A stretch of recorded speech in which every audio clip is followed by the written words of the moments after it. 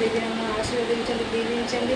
ప్రభా తండ్రి కృప చేత మమ్మల్ని భద్రపరచమని మీ కృపలోనైనా మన దినమునైనా అభివృద్ధిలోకి సాయం చేయమని యేసు పరిశుద్ధ నామములో అడుగుతున్నాం తండ్రి. వాక్యం చదివి మనం ధ్యానించుకున్నాము.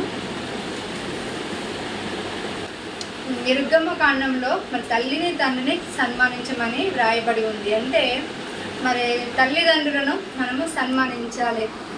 వారిని సన్మానించడం అంటే మరి మా తల్లిదండ్రులని మనం సన్మానిస్తే అది మనకు దీర్ఘాయుష్ని ఇస్తుంది. ఎందుకంటే దేవుడు మరి ఆజ్ఞలో ఒక ఆజ్ఞగా మరి అది ఇవ్వడం జరిగింది.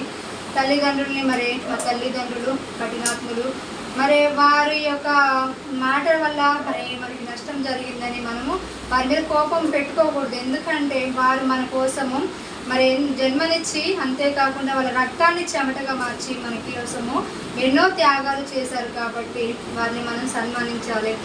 మరి సన్మానించడమే కాకుండా మరి దేవుడి ప్రేమను బట్టి వారి కోసం మనం ప్రార్థించాలి. అంతేకాదు బాలుడు నడవవలసిన త్రోవలో మరి మనం తల్లిదండ్రులమైన మనము మన పిల్లలను బాలుడు నడవవలసిన త్రోవలో మరి నడిపించాలి. కాబట్టి పిల్లలను దేవుడి మార్గంలో నడిపిస్తూ మన తల్లిదండ్రులను సన్మానిస్తూ ప్రేమిస్తూ కుటుంబ బాధ్యతలు నిర్వర్తించడము మనకు ఎంతో ఆశీర్వాదకరము. ఈ వాక్యము మీ వెనుకలో దీవించబడును గాక. ఆమేన్.